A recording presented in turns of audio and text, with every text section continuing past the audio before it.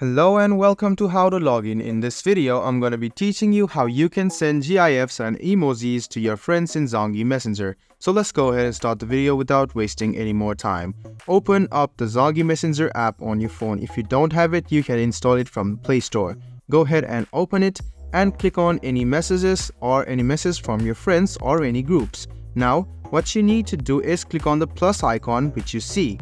Or you can click on this smiling emoji right next to the camera. As soon as you click on it, you can see that there are all of the emojis available on your system. Whether you're using iOS or Android, you can see all of the emojis over here. Just go ahead and click on the emoji of your choice. And after you click on it, you can see that it will be appearing on the screen and you can easily send them.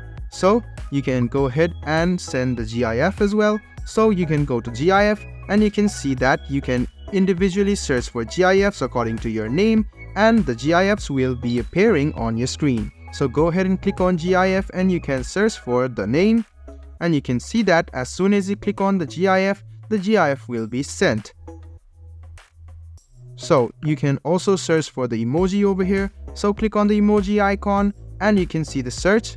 So if I want to search something like 100, you can see the emoji will appear. Go ahead and hit enter and you can easily type in the emoji and you can send it to your friends. I hope this video about how you can send GIFs and emojis in Zangi Messenger was helpful for you.